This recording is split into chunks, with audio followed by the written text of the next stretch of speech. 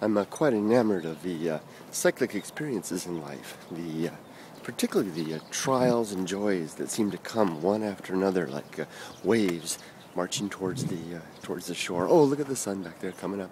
I love it. And another cycle there, the sunrise, sunset, as the old song goes.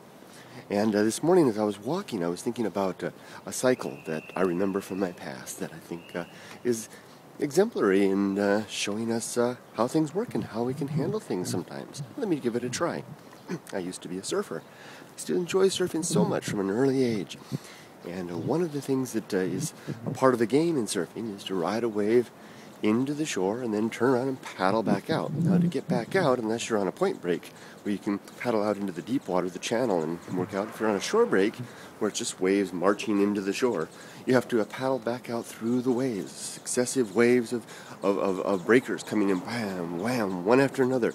And they have an interval in their cycle, and you really get to feel that after a while. And there's a period where there'll be small waves growing to bigger waves, and then the set comes, bam, and then smaller waves down, and then it comes in a set. And as you go in and out from the breaker line back into the shore and back out again, you get a feel for these things. And the trick that surfers use, if you try to just go back out and plow through a wall of white water coming at you, if you just try to plow through it, you won't get very far. The water, a lot of energy in there. It'll just push you right on back and make you, it'll be that famous 2 steps forward, 1 step back, or 3 step back, depending on the waves. So how do surfers get through that wall of white water? Pardon me. We use something called the duck dive. Look at the sun again. Beautiful. The duck dive, at least that's what we call it in California. The duck dive is a little technique we use that we're paddling and paddling right in. Here comes the wall of water right at us. Looks like we're going to be on a collision course with it. And just ahead of the wall of water hitting us, we do a push-up on the surfboard.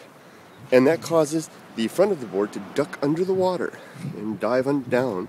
And then we pull back down on the board to drag our body back down under the wave. So that takes the surfboard. Here's, imagine like this.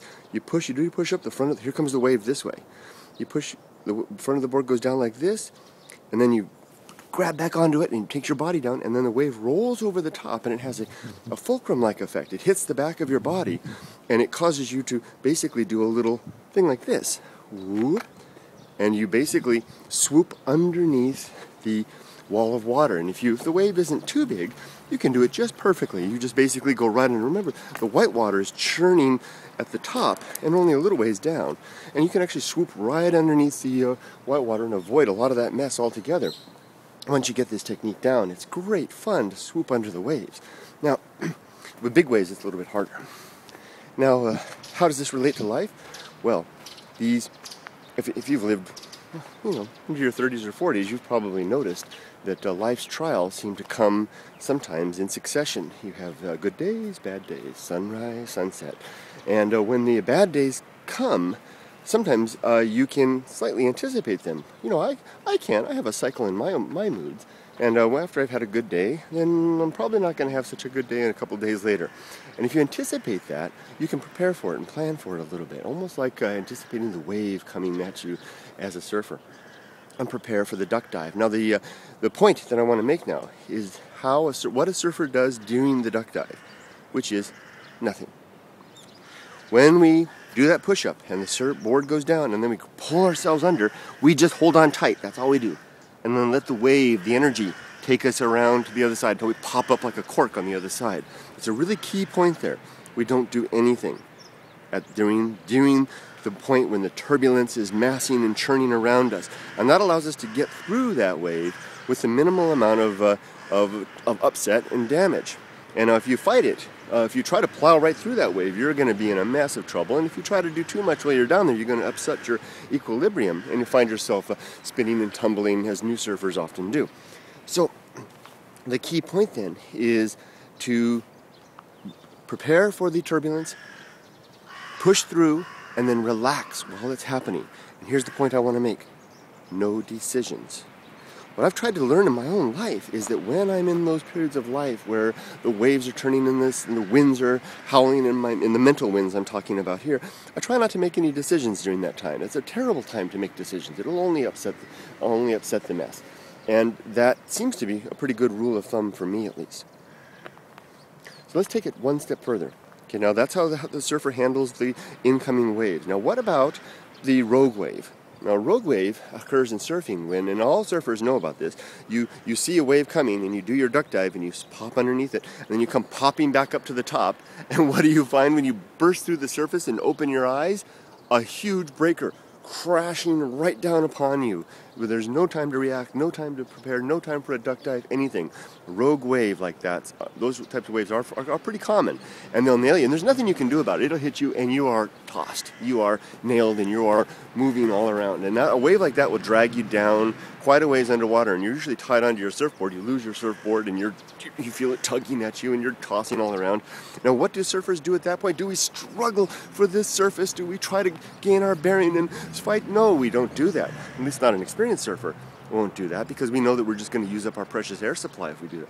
We just relax. In fact, sometimes if you're really into surfing, I mean, if you really enjoy this kind of thing, it can be a heck of a lot of fun, unless it's a ragged, rocky bottom you're going to bounce off. But you can, if it's a sandy bottom, what the heck? Just relax and just let it take you. It'll turn you around and spin you around, and the white water's everywhere, and maybe you'll feel pounding, ba-boom, ba-boom, like this a couple of times. But eventually that energy is going to dissipate, and you'll find yourself freed suddenly, and your buoyancy, if you're wearing a wetsuit in particular, will begin to rise you back up to the surface, and you'll plunk through the surface, and there you are. Your board will be over there. You pull it over, and there you go, unless you've got another rogue wave coming. So the second lesson there is that, well, the first lesson is that when you have the regular anticipated cycles of life, anticipate them and then coast through them. Don't make any rash decisions during that time. And when you have the rogue waves that come into your life, those events that come out of nowhere, what's the advice there again? Relax. Don't make any decisions. That's the key point. That's the way we can really respond in terms of our livelihood and our lifestyle, is to not make any decisions during that time and get through the other side. This is not a good time to make decisions. You'll mess things up. And let me give you a case in point, a rather high-level case in point. Things are really bad, and you try to ask yourself, what's wrong? Something's wrong. I'm not happy. Things aren't good. Oh, I know, it must be this. I'm going to go forward and make this huge decision, quit my job, and move to Tanzania, or wherever the case may be. Basically making a rash decision in a difficult moment. Bad idea. Wait until the rogue wave's energy has dissipated and you've got yourself back on the surface, can take a few breaths, and ready to make a good decision at that point. Finally, the last point I want to make. So am I saying that you should just relax through all of life's trials? No. There's another type of trial that the surfer experiences that is less common, but it requires immediate action, and that's the life-saving situation. For example, I remember one time with my buddies surfing on the northern coast of California up near the Oregon border. We were on the long stretch of beach ahead of the point near Patrick's Point, rugged, rocky point. Big waves that day, surfing a shore break. We had managed to get out before the waves got too big. A massive swell came in, generating, and that's a steep drop off of a sandbar under the beach, generated an incredibly, the biggest shore break I had ever seen. I'm not kidding you guys. This must have been head and a half to 2 heads high overhead waves crashing onto the beach there. Let's say hi to my friend over there. Have a good day, Toshi. See ya. These head-high waves, double head-high waves. I'm not kidding. They were huge, crashing right onto the sand. This is the kind of thing that would kill you, because it would lift you up and deposit you bodily onto the beach. And we were stuck. My friends Pat, Doug, Jeff, and Brian and I were stuck out there. And what happened was, coincidental with this big wave, was the longshore current came and was drawing us into the rocks at Patrick's Point, which it would have been several kilometers of rocky point to get around. No way we could get in there. So we were faced with a point. We had to push through there, or what could we do? I'm being long-winded. The point was, we were in danger of our lives. Immediate action under duress, in situation of duress, was required, and we just made our paddle for the surface, to the shore, got pounded on the beach, really beat us all up bad, but we made it in. That's the kind of thing that'll happen sometimes in life. We are in a condition of life or limb where you are faced with a trial that cannot wait until you're done. It requires your immediate action right now. In those cases, make those decisions, rally your best experience and your best intention, and just go for it. Try to find your way through to the shore.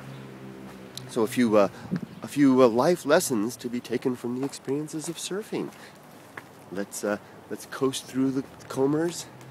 Let's bob up and down in the rogue wave, and paddle like hell when danger, true danger, approaches. I hope you all have a great day, and enjoy every moment. It's precious. Look for the sunshine. Bye, everybody.